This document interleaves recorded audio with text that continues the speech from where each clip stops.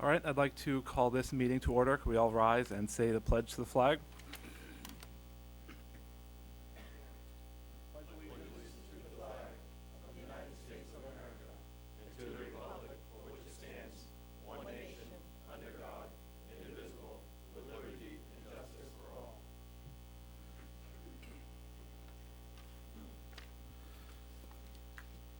All right, Twyla, first item.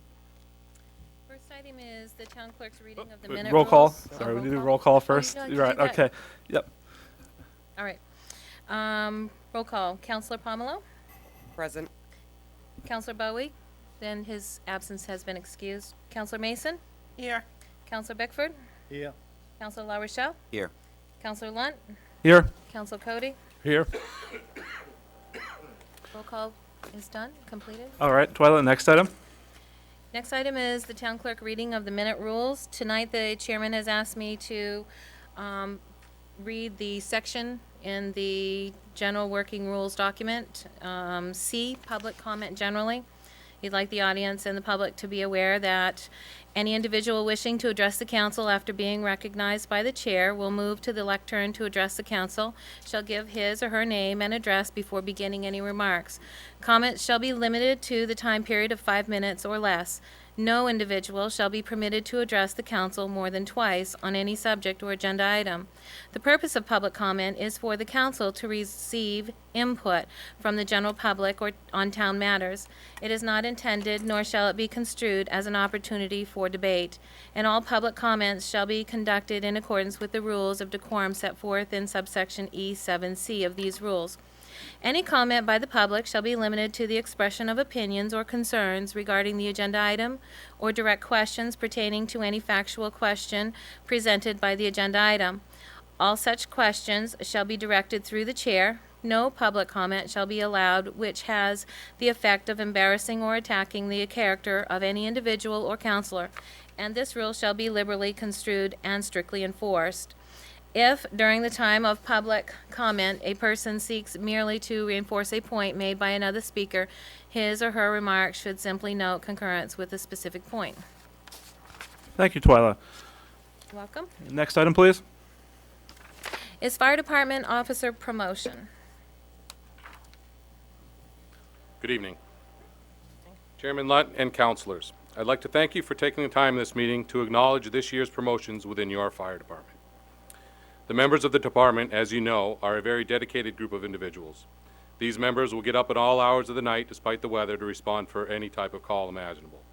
They put in countless hours of training, meeting, and maintenance time away from their families to better themselves and the department.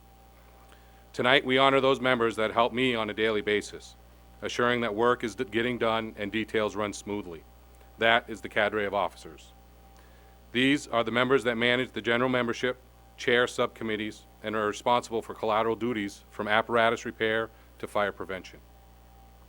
I meet with these officers on a monthly basis, and we, as a collaborative group, make most of all the decisions for the Lisbon Fire Department.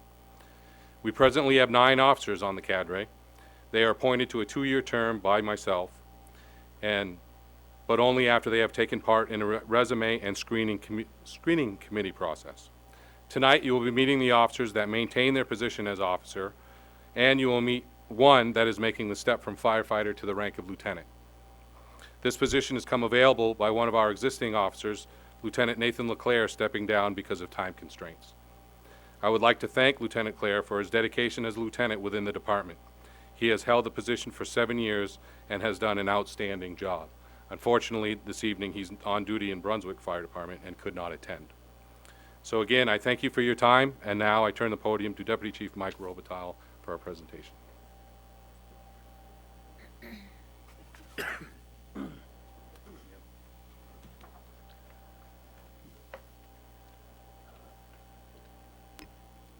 He's taller. Good evening, Town Manager, Eldridge, councilors, citizens, and fellow firefighters. Tonight we have the honor and privilege of reappointing 3 officers and promoting a firefighter to the rank of lieutenant. It is said that the 3 greatest moments in a firefighter's career are the day they get hired, the day they get promoted, and the day they retire. Tonight we have the privilege to promote a firefighter Rob Lorette to the position of lieutenant. Firefighter Lorette has lived in the town of Lisbon most of his life, graduated from Lisbon High School in 1997, and resides on Spear Street with his son, RJ. Firefighter Lorette started his firefighting career with the town of Lisbon in 1998. During his 12 years of firefighting, he has served the Bowdoin Fire Department for 6 years, where he attained the rank of captain, and served on the call department for the town of Brunswick for 4 years. Training and education are Rob's strengths. He has completed Firefighter 1 and 2, Fire Service Pumps 1 and 2, and is a nationally certified Fire Service Emergency Vehicle Operator instructor. He has attended the National Fire Academy in Emmitsburg, Maryland, where he studied managing company tactical operations, training operations for small departments, and command and control of fire department operations. He has successfully completed the National Incident Command classes as required for chief officers. The position of lieutenant in the Lisbon Fire Department is the first step in the leadership process. As a lieutenant, he will have the responsibility to manage and direct emergency situations in a calm and reassuring manner. He will provide the citizens of our community the service that is needed by them during their untimely crisis. It will be his job to prepare a budget, manage an operational function of the department, and order the repair and replacement of town equipment. As a lieutenant, his most important task will be to make sure that each and every one of our members returns home from each and every call. We have 2 ceremonies in the fire service. The first is the badge ceremony. The badge is a symbol of our protection. It means the firefighter who wears this badge is willing to lay down his or her life for you, just as the Crusaders sacrificed their lives for their fellow men so many years ago. The Maltese Cross is a firefighter's badge of honor, signifying that he works in courage, a ladder's rung away from death. Tonight, Rob Lorette is being promoted to the rank of lieutenant, and at his request, his sister Sherry Saint-Amant will pin his lieutenant badge on his uniform.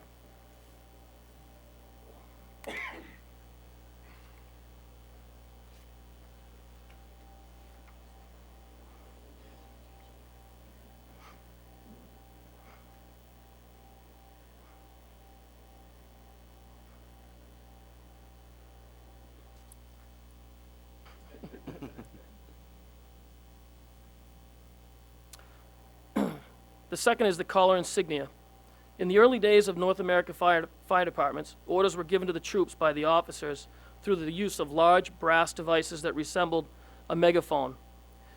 These were very ornate brass horns. They were commonly called bugles or speaking trumpets. The person with the bugle hanging from his or her neck was easily identified as a person in charge. Officers became identified with this object, so a small pin in the shape of a bugle became the rank insignia for the officers. The fire lieutenant is the officer over a single company. Depending upon the department, he may be on an engine, a truck, or a rescue. Lieutenant Lorette will be assigned to the Lisbon Falls Fire Station and assigned to the Work Group 530. Tonight, Robert Lorette has requested that his parents, Tom and Joanne, place the collar insignias upon his uniform.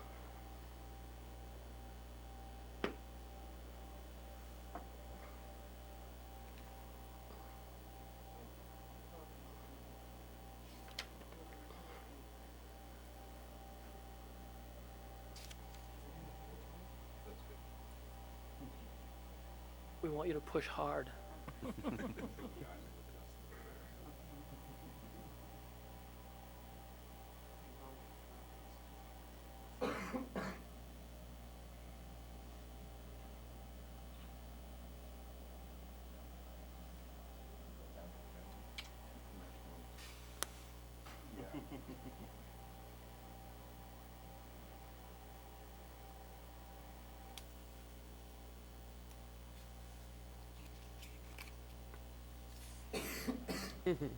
Please.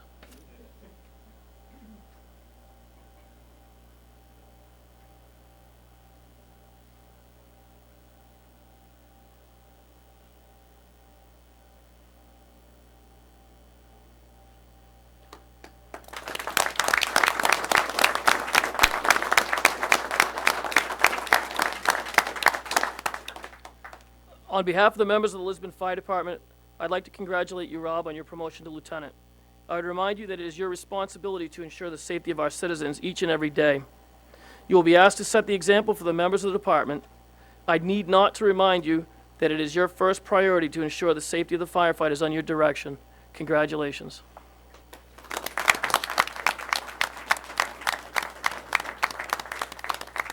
I'm going to turn the podium over to Captain Wallace of the fire company.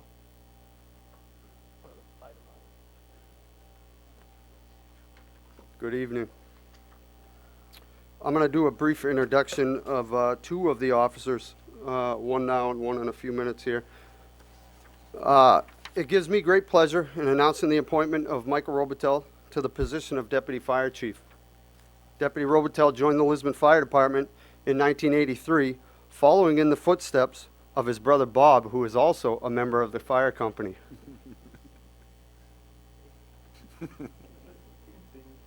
Mike has come up through the ranks since that time.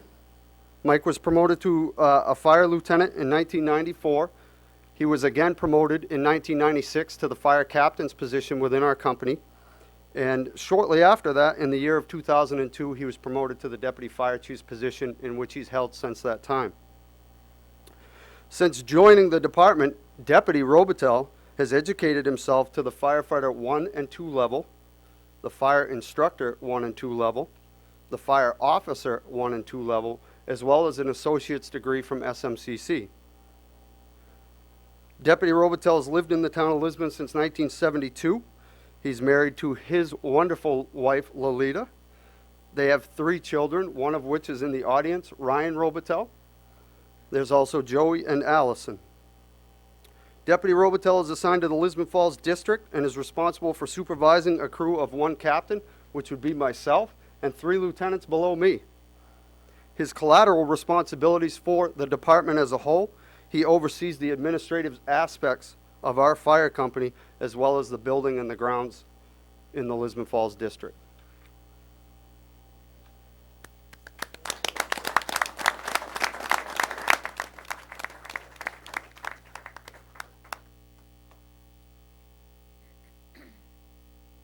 Good evening, Deputy Chief Vayu, Mark Vayu from the Lisbon Fire Department, E.T. Smith Hose Company.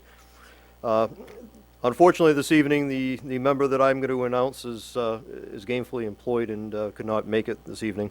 But it does give me great pleasure to announce the reappointment of Jeff Carr to the position of captain.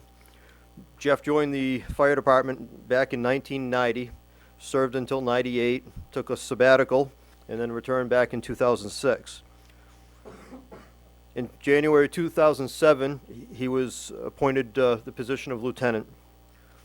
In January of 2008, he was appointed the position of captain. Jeff has achieved the following certifications. He has Firefighter 1, Firefighter 2, and he also has Fire Instructor 1. Jeff has lived in the town of Lisbon since 2008 upon his return to the fire department. Prior to that, I'm not sure how long he lived here. The captain is assigned to the E.T. Smith Hose Company. He's responsible for supervising the crew of 2 lieutenants as well as 16 firefighters. His collateral responsibilities are to oversee the communications equipment.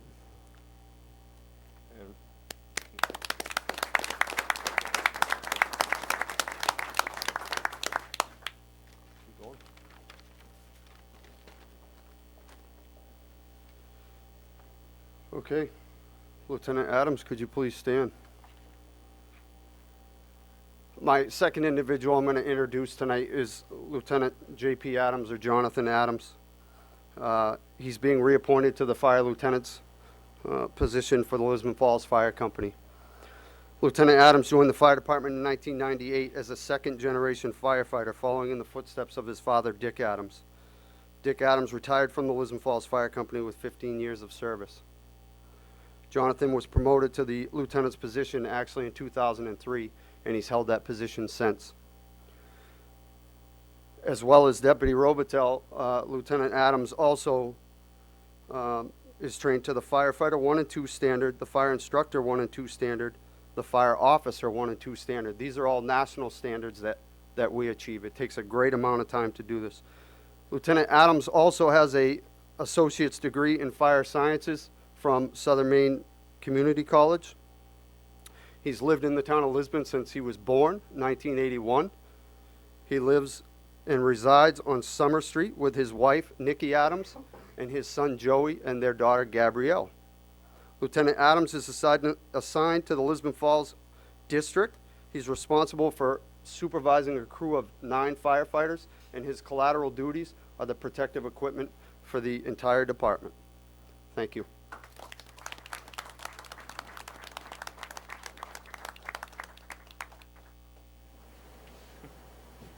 Once again, the reappointment of a lieutenant for the E.T. Smith Hose Company.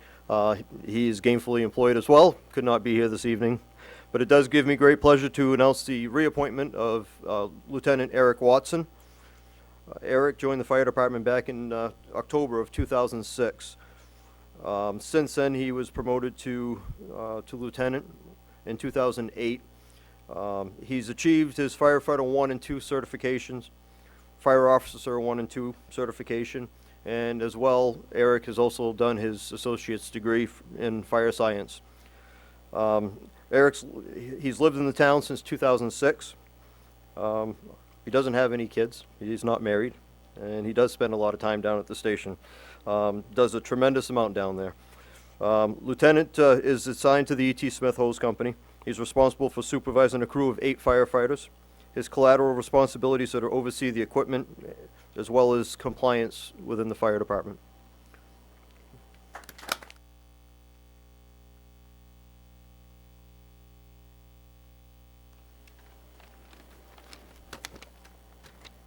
And last but not least, he is here. It gives me great pleasure in the announcing of the reappointment of firefighter Lieutenant Thomas Pelletier. He's being reappointed to the position of lieutenant. Thomas joined the fire department in 2002. He was promoted to lieutenant in 2009. Since then, he's achieved firefighter 1 and 2, working towards his firefighter 2, I'm sorry. He's achieved his fire instructor 1 and his fire officer 1 and 2. Lieutenant Pelletier has lived in the town of Lisbon since 2002. He's married to his lovely bride, Karen, and he's the father of 3 children, Kirsten, Matthew, and Amy. And he's soon to be a grandfather in July. Doesn't look old enough, but. Lieutenant Pelletier is assigned to the E.T. Smith Hose Company and is also responsible for supervising a crew of 8 firefighters. His collateral responsibilities are to oversee the fire prevention details, and he's also a member of the training committee for the fire department. Congratulations.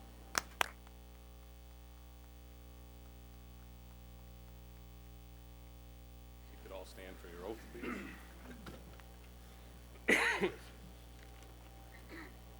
Raise your right hand, gentlemen. Repeat after me. I, and state your name. Do solemnly swear that I will support the Constitution That I will support the Constitution and will obey the laws and will obey the laws of the United States of the United States and of the state of Maine, and of the state of Maine, that I will, that I will, in all respects, in all respects, observe the provisions observe the provisions of the Charter of the Charter and ordinances and ordinances of the town of Lisbon, of the town of Lisbon, and will faithfully and will faithfully discharge the duties discharge the duties of the office of the office of, and state your office. of Lieutenant Fire Chief. Thank you very much.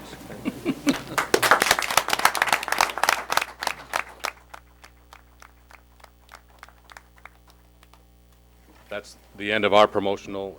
As long as the council, if you have any questions or anything else, we can dismiss them so that you can go on with your. Thank you. On behalf of the council, I'd like to thank all of the firefighters. We really do appreciate all the sacrifices that you make for our community.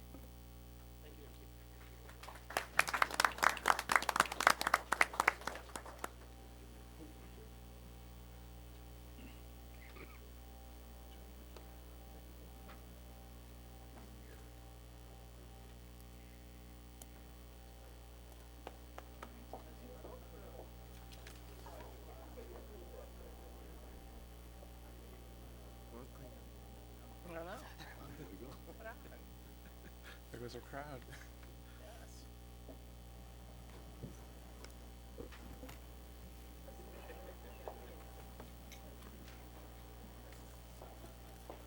All right, Twyla, next item.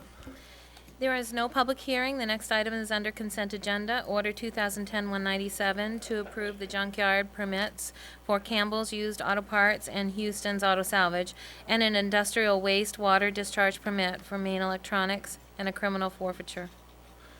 All right, do I hear any motions on that? I'll make the motion. I'll second it. Okay, we have a motion in favor of passing the consent agenda. All in favor? Order passed, 6-0. Next item, Twyla? Under Council Orders, Resolutions, and Ordinances, Order 2010-198, warrant for special municipal election on January 4, 2011. Okay, does council have any thing they want to say on that item? May I? Redfern? It's basically, looks like pretty much everything we stated at the last meeting that was going to be, as far as for location and time and Yep, the location at MTM, the time 7 a.m. to 8 p.m. for polling hours. make a motion that we accept it. I'll second it.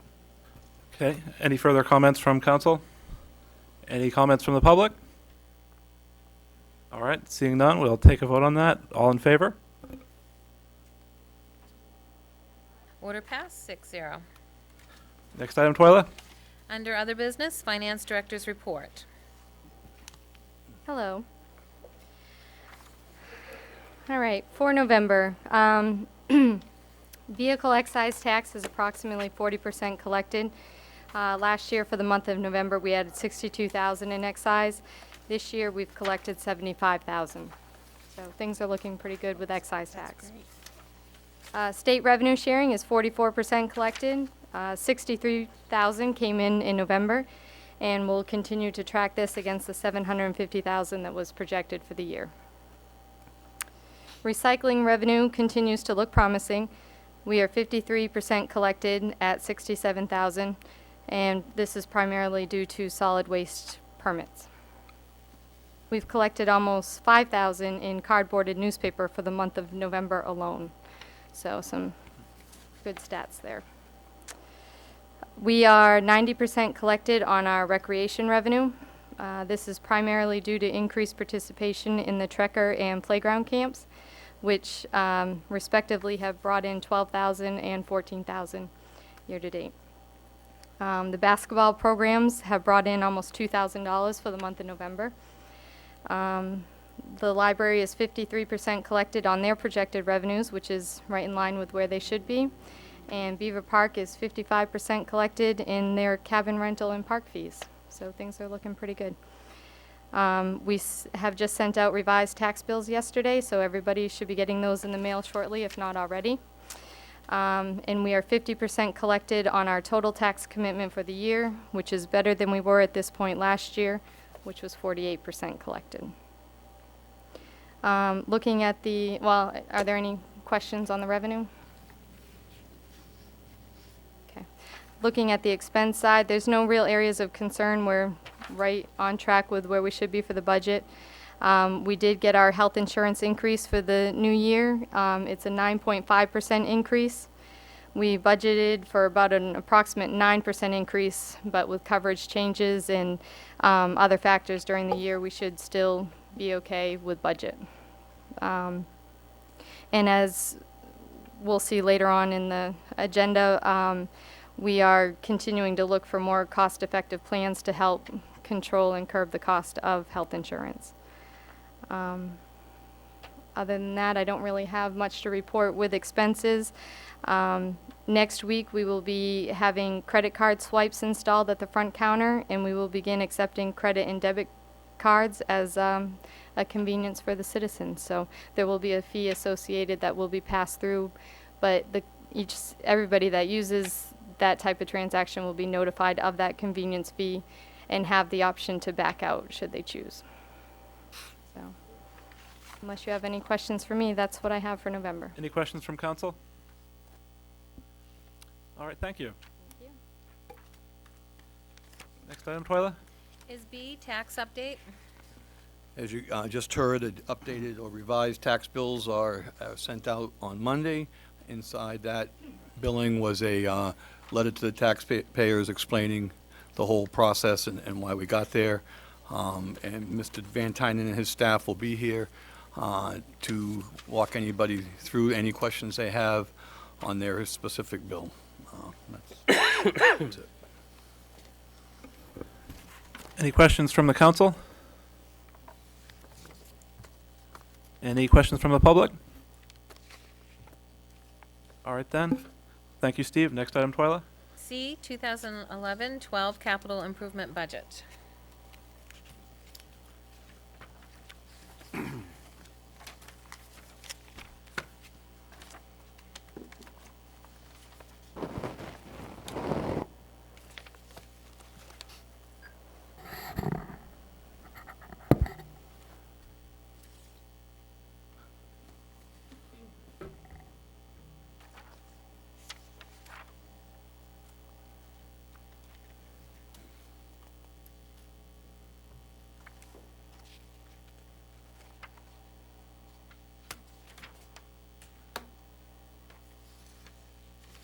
The lights down just a tad.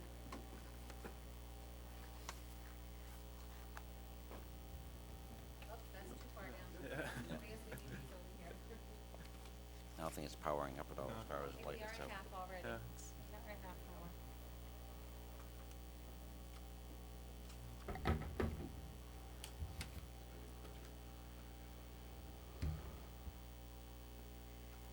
Just had it on, so it should be working.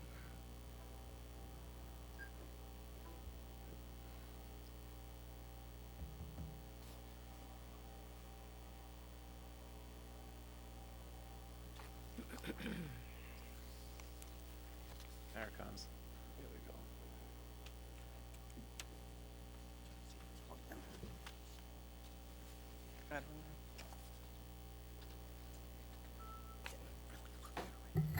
As every year, the second meeting of December, we are required to present to the council and to the planning board, and I also include the advisory committee, on our updated version of the capital program. Every year, we start this process. We usually start around November. We sit down with department heads and we review what we have done in the past, if anything has changed, what we need to include for the future for each department. And we usually have it back to the finance director by the 1st of December, and so we can start putting it together and ask questions if we have any. It usually goes pretty smooth. We also will answer questions for the planning board. They have until February to get back to the council with any questions they have and make sure if there's any recommendations we should add to it. And then come just before the budget process, it's required that the council adopt the capital program. Once again, just to understand the capital program, it is a tool that we use to try to look towards the future over the next 5 years, in some cases even longer, to look at what the needs of the community are and things that are very expensive, anything over 10,000 or more. It has to do with infrastructure, vehicles, and things like that. This year, we did, our finance director put it into a somewhat better format, I think, than what we've had in the past. And we also included some forms, so we had a better track record of what each department head is requesting. We utilized this form. I think you all got it by email and hard copy. And just giving an example, the Department of Public Works, they're requesting a dump body. It's an acquisition, and it lays out the cost, why we need it. We're replacing a worn-out piece of equipment, and how many years we expect it to last. And we do this, we're doing this with every capital project that we have.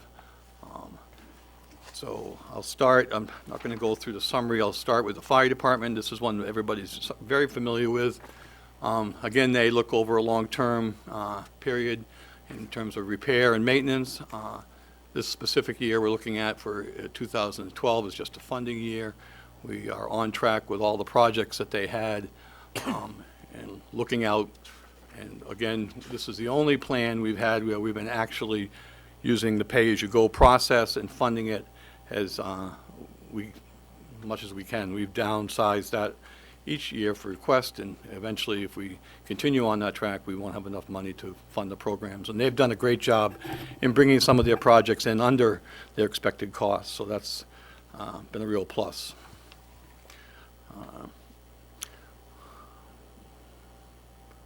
Police Department, again, in the forms that we changed this year, you can see the programs that we are funding currently, the replacement cruiser plan, as well as the unmarked cars and some of the other vehicles. These are all lease purchases, one coming up to end this coming year.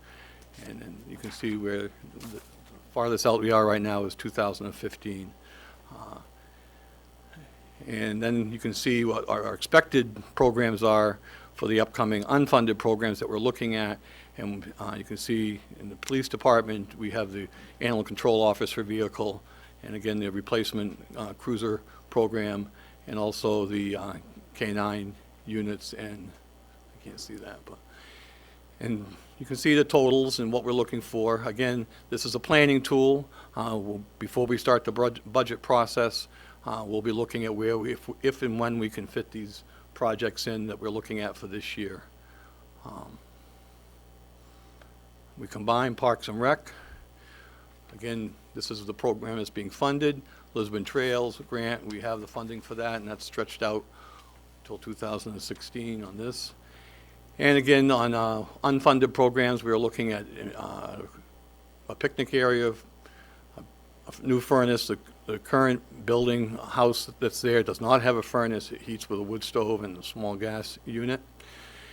And we put that on the list, but each year we seem to push it back. And then, of course, we've had numerous requests for increasing the parking lot. The park there gets used quite a bit, and we've seen much more activity in the last 2 years. We hold local track meets there and don't have enough parking for people. They're parking all along the sides of the roads, and it's somewhat inconvenient for regular users. But these are some of those programs that we're looking at, and we'll prioritize them when we get to the budget process. Public Works, we've done a real good job there with funding some of the things we put into place last year and the year before. We're in very good shape there. Again, you go down to the unfunded projects. Some are coming up this year, and some will stretch over a longer period of time. Again, we'd like to do a pay-as-you-go, but the economy and the budget the way it is, we may not be able to do that. And again, we'll prioritize once we get into the budget process. This year is a year that we said we'd put back the paving, which is the shim and overlays for some of the communities, some of the roads that have been on hiatus for the last 2 years. Again, that's a $250,000 expense, and something that we really are hard pressed to do this year, but we hopefully move it forward. Solid waste. Again, we have one funded program going right now with the trash trailer, and then we're looking at other long-term projects, and equipment we need down the road. And again, we will look and see what we can afford as we come into the budget process. One of the things that has been requested is to repaving the transfer station area, and that's something that's very much needed at this point in time. Infrastructure, we included the school project here since they have estimates on what they would have to do to for their renovation project. It came in at between about 17 million, I think was the amount. They've already invested some of that money in replacing roofs and stuff, but pretty expensive. This is what the cost would be spread over, I think, 20 years. Again, we're looking at, why isn't it? Library projects that we need to fund, as well as Public Works. We have an office addition. That is the one thing left to make that building in compliance. It is still ADA. It's not ADA compliant. We had a plan drawn up to put a one-story office space there. but the cost estimates were around $100,000, and that got shelved. But overall, the Public Works garage is in pretty good shape. We have a new furnace, which was funded through a grant, as well as insulation and some new lighting, and a building. They can feel the difference already in just the heating. Fisher Road is another project that we had thought we were going to be able to fund the reconstruction, as well as the state's telling us we need to put in a new bridge. Cost estimates are roughly around $100,000 for the bridge. And we have the funding for the road reconstruction, but we put it on hold this year, and hopefully we'll be able to squeeze it into the budget to rebuild it. It's probably the bridge in town that needs work.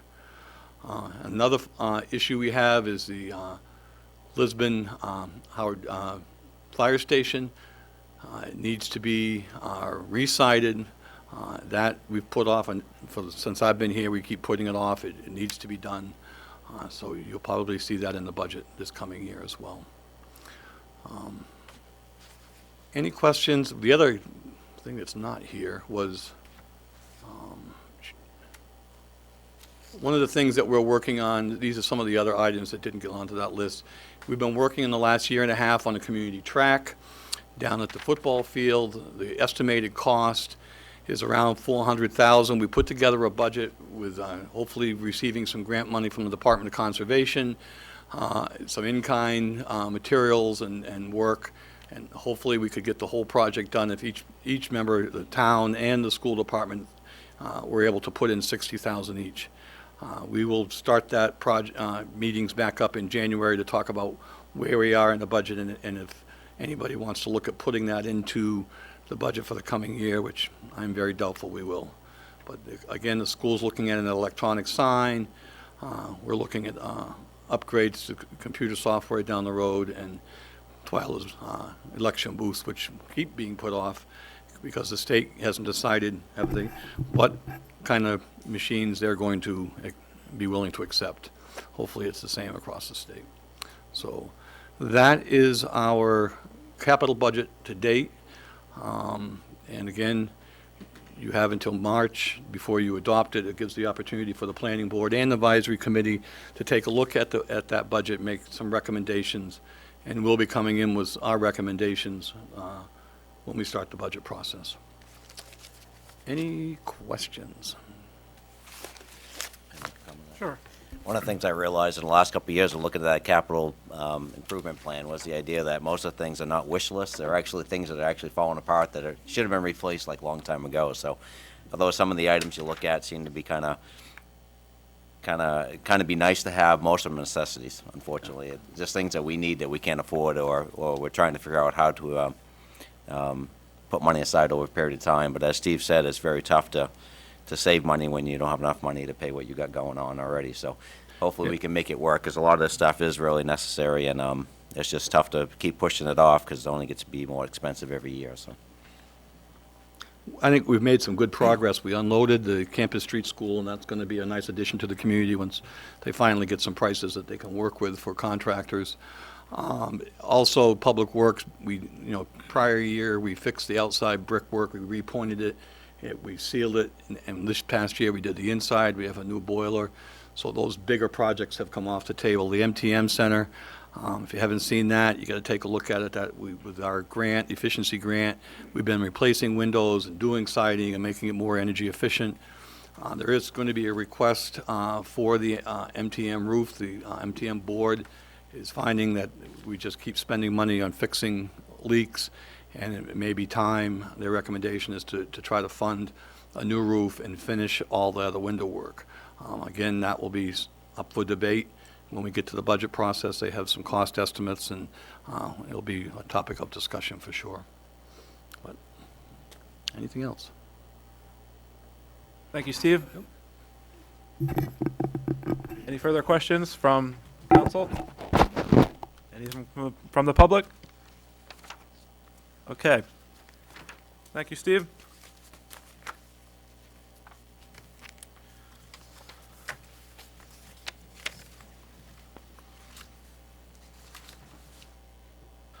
Next item, Twyla?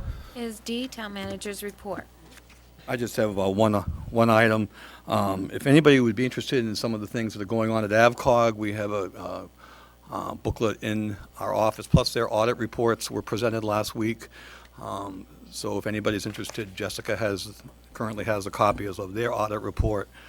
Also, if you've got your Townsman magazine, you take a look at some of the legislative policy decisions. I serve on that committee, and a lot of what's in there is trying to ask the state government to be accountable for things that they promise and they don't seem to deliver on, and to get rid of some required mandates and things like that. So it's good reading if you like that stuff. Thank you again, Steve. Next item, Twyla? Is 39 Village Street. As you know, that case has been settled in the court system. We will be setting a date, and we're sending out a letter to the previous owner to give him an opportunity to take out anything within the building that is his personal belongings. And in that letter, there will be a date set for demolishing it. Just wanted to- Any questions or comments from the council? Go ahead, Is there a Lori. date actually set, or are we? No, we're choosing it? probably looking at the second week of January. Thank you. Any questions or comments from the public on that issue? Go ahead, sir. You approach the podium and use the microphone. Quick question, how long has that project been on the books? How long has that been on the books? Follow the rules. Yeah, you should stick to Before I got here. You should go to the It's gotta go to the podium. podium. Those are the rules that were read. I think it's been about 5 years that's been going on in various court situations for a lot of it. Any further comments or questions from the public on that issue? All right, seeing none, we will move on to the next item. Twyla? F, to schedule a workshop to discuss budget guidelines, insurance, and council goals. There's been a request by several of the counselors to put together a date on a workshop to talk about, give the council an opportunity to talk about the upcoming budget process before you formally make your recommendations. Also, it will give us an opportunity, Jessica and I and Jody have been going through the health insurance search again to try to find something that's more affordable, as well as a better plan. We have several options that we'll present, and also we'll give you an opportunity to talk about council goals and what you'd like to accomplish for the upcoming year, whatever you have in mind. So, would you like to set a date for that? Do you want to do that next week? Or do you want to wait until after the first of the year? First Yeah, of the I'd say year. maybe the, Okay. let's see. Oh, So this is next the old, okay. this is new. New. No, It's a new one. Yeah. Twilight's all over. January. We have January 11th, we have Eaton Peabody Consulting coming in. We could make the 18th, which is our regular meeting, a light meeting like we did tonight, and we can do it on a regular scheduled night, if you'd like, on January 18th. Does that work for everybody? I think that'd be great following our meeting Sure, the Okay. week prior. And that will be it. sounds good to me. So January 18th. All right, any other council discussion on that issue? Can I just clarify? Certainly. Our next meeting is on January 4th? The or 5th. The 5th. We Right, have the on election on the 4th. Right. And we moved our Move the meeting meeting to to the the 5th. 5th. I need to clarify that, Yep. thank you. Yep, it'll be the 5th at 7 o'clock. I'd like to add something to Mark. I'm Certainly. one of the people that mentioned, along with other people, to Steve and mentioned to our chair the idea of actually having a meeting to set some goals, because after speaking with some of the council members over the last year or so, it's you get towards the end of the year and you really struggle as a council as to determine whether or not you actually did anything productive. So if we set goals, maybe we'll have some benchmarks to go to at the end of the year to see if we're actually moving forward or just kind of staying the same. So, and the other part of that to me was the idea of instead of 11th hour figuring out what our goals are for the budget, it'd be really nice to actually set them well ahead of time so we can give Steve and other people with the budget time to actually answer some of the questions we have. Not that we haven't done that in the past, but it'd be nice well ahead of time to give us our individual goals. I certainly agree with you, Fern. I think that's a great idea. And if we have a lot, we go over, we can always schedule another meeting and, have another workshop. All right, next item. Is under audience participation. At this time, those in the audience who wish to address the council may come forward. Please use the microphone at the podium. State your name for the audience here and at home. Okay, Mr. Fillmore? Name and address. My name's Larry Fillmore. I live in Lisbon. I gave to the council prior to the meeting a handout of 2 items that came out of the town manager's office. Okay, the first one I want to discuss, this is what we're talking about. Okay, the first one I'm going to discuss is the last one on your page.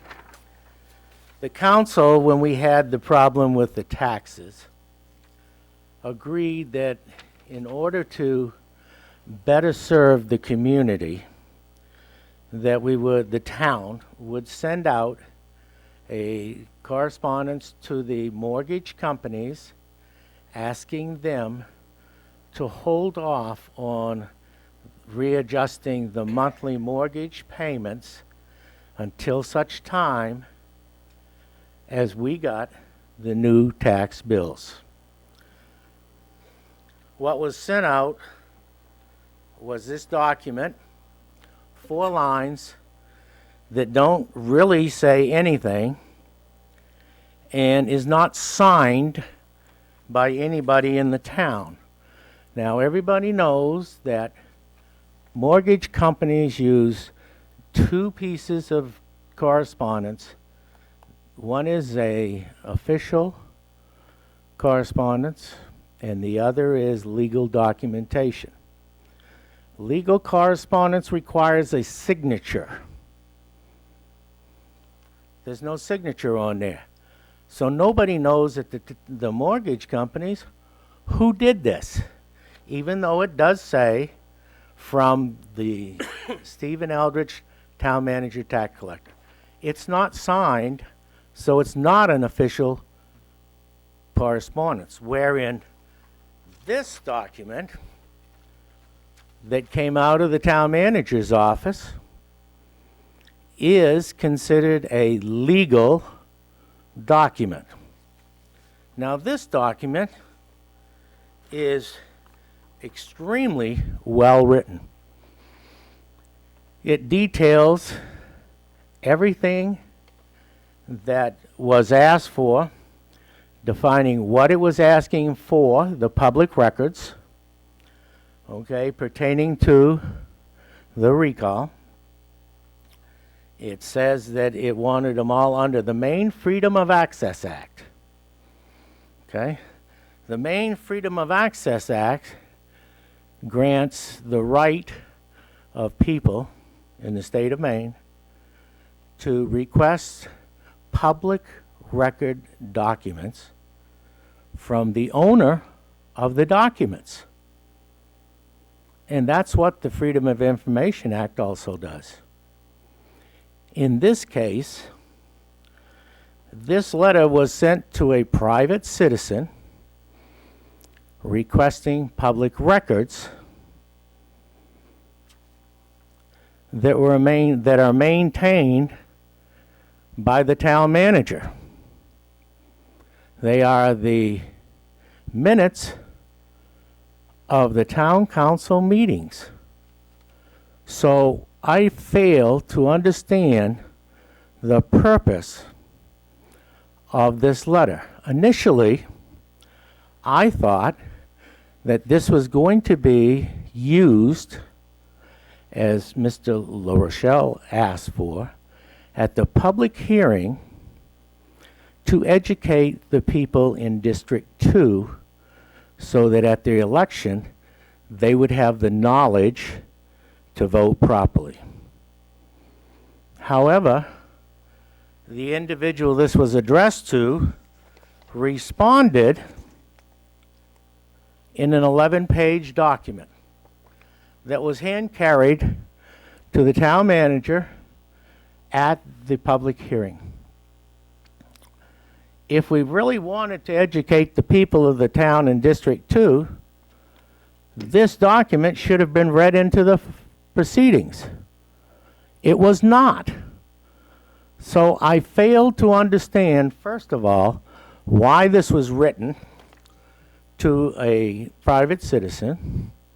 requesting public documents that the custodian of the public documents is the person who wrote the letter requesting the public records. I'm totally mystified as to what is going on with this. Now, this letter that he wrote is excellent, excellently written to serve a purpose. I'm not sure what purpose is. This one, which was directed by the town council to do, is not even an official document. Can somebody explain to me what's going on with the administration here when we come up with these two documents? Okay? Again, the Freedom of Access Act gives the right of an individual to get copies of public records from the holder. He's the holder. Why is he requesting it from somebody else? I fail to understand this. I guess I'm just a dummy. But I'm trying to get clarification as to there's no consistency here. Thank you, Mr. Fillmore.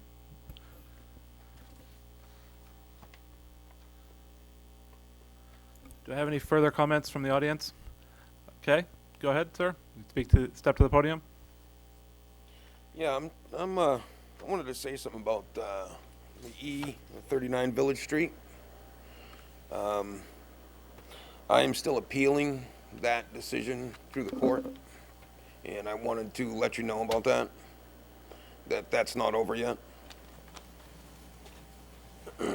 Okay, our attorney has advised us that you've run out of your legal causes that you can go to. Well, not yet, not yet. So you All right. might want to look into that a little further. And also that I was told at one of these meetings that somebody had said that the town had made me an offer on that building. I don't know that, sir. I was not briefed in on that. Okay, all right. But I just want to let you know that there is another appeal gonna, it's still in court, so, okay? All right, thank you. Thank you. Any further public comments? All right, seeing none, I will ask Twyla for the next item. Is under appointments, Order 2010-199, Board of Appeals. There's one opening. Okay, does anyone have any feelings on that?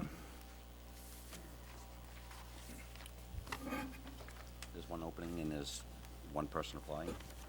There's one opening on the appeals board. I think if you read the letter from Jody, there were two openings on the Conservation Committee. One of them had one of the current members that his term expired. We had sent him a letter requesting if he was interested in continuing on in that service. He had moved, I guess, and he didn't get his letter. He dropped it off today that he would like to continue on in the Conservation Committee. By one of the members, he is a very active member, and they'd like to see him retained on that if it's possible. But you have 3 applications before you. And one of the people said that they would be willing to serve on the appeals board, so it's up to you.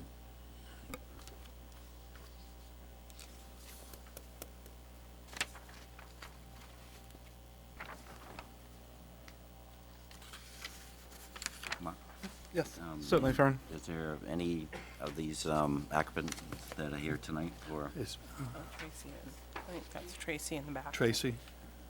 Is in the back room? Okay.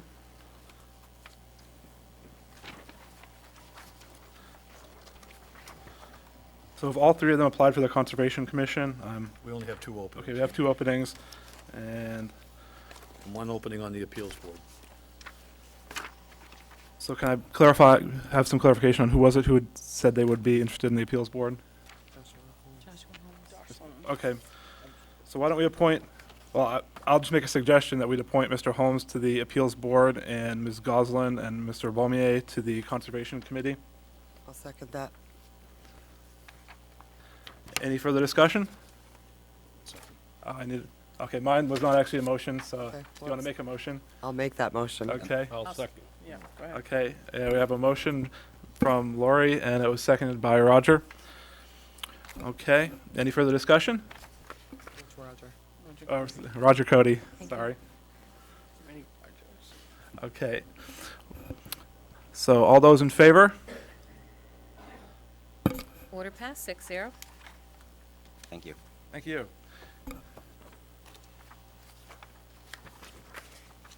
May I, Mark? Certainly, Fern. Is there any other openings, Steve, now that we actually still have Not available? that- I don't believe there are, but I'll Okay. check with her. She's the keeper of the list. Keeper of the openings? Keeper of the openings.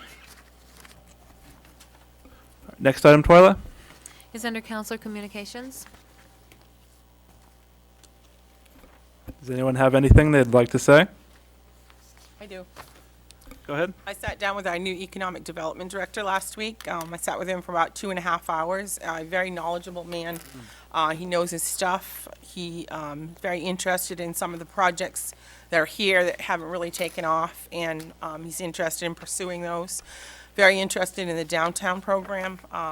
Has quite a bit of knowledge about that, has been involved in that before. His aspects of what he has done in the past and where he has worked will be very helpful to us. And I enjoyed talking to him. We have a lot of the same visions, and he has some really good visions for the town. So I think we've made a good pick for the ECD director. Go ahead, Fern. Just want to thank Public Works for the last storm that kind of snuck on everybody, the storm that wasn't supposed to be. So I actually did a good job, and I noticed I knew Toy was out roaming around the streets, actually cleaning up the sidewalks, and looked like he was doing what he was supposed to do, which is kind of nice. Being in the record business, I was able to go to surrounding communities, but I wasn't able to do anything in town, so that means they're actually doing too good of a job. But good job, and hopefully that's just a warm-up for what's to come. So. Hope so. Okay, go ahead, Roger. Mr. Fillmore came to the podium this evening and asked a couple questions. I'd be kind of curious to know what the answers out of those. I'd like to, just a little follow-up on that, Steve, what that was, what it was all about. The Freedom of Information request, one, was not just from a regular citizen, it was from a member who's an appointed person here in local government. And the purpose of that was to have material available for the council and the public if there are any questions. My personal feeling is that group who put that forth had the opportunity to answer questions of why they were recalling Mr. or Council Bowie. They failed to show up at that meeting, and I don't think it's my responsibility or the council's responsibility to read that information. It's the people who are doing the recall. And to have it delivered just before the meeting starts without having an opportunity to go through it, or to even provide information to legal counsel to look at it, we generally try not to operate that way at last minute. We like to look through the materials, and then if we're going to make an opinion, which I don't think it's our position to make an opinion, it's up to the people who presented that material, and they failed to show up at that meeting to even offer any reasons why, and to defend their position. So that's an answer to that, Roger. And how about why wasn't this other document signed, Steve? I must have missed, usually I put my initials next to my name, and I must have missed it. And whether that's considered a legal document, I think that's something for our legal counsel to answer, not a layperson. But if something got missed, and my assistant sent it out without me putting my signature on it, or usually I do it just by initials.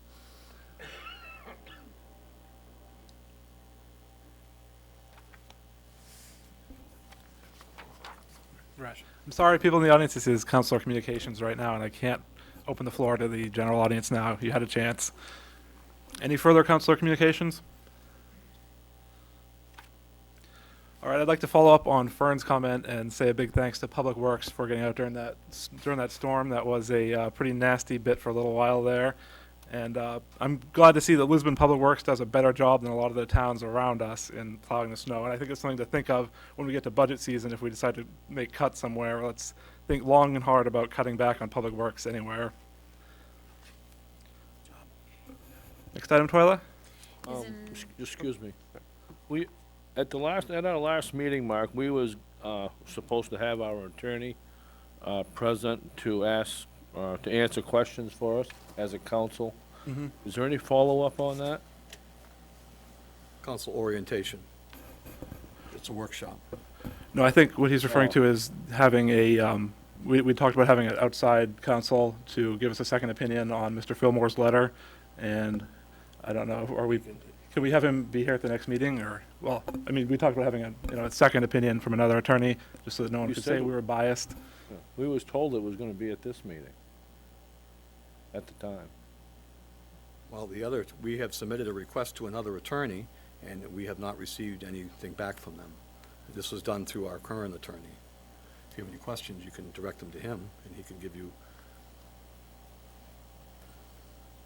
I've sent the information along, and I expect he'll be in contact with the chairman shortly. All right, I will try to make sure that he's here for the next meeting. I think we'd like to be able to talk to him in person. I've asked him to contact you directly, Right. Mark, so. All right. I haven't heard from him yet. Any further councilor communications? All right, seeing none, I'll ask Twyla for the next item. It's under adjournment. You'll be going into a workshop after. Okay, do I have a motion to adjourn? I'll make that motion. I'll second it. All right, all those in favor? Order passed 6-0. All right, we'll now be going into a workshop format, and you're welcome to stay, but you're not going to be able to comment during the workshop format. So thank you for coming out this evening.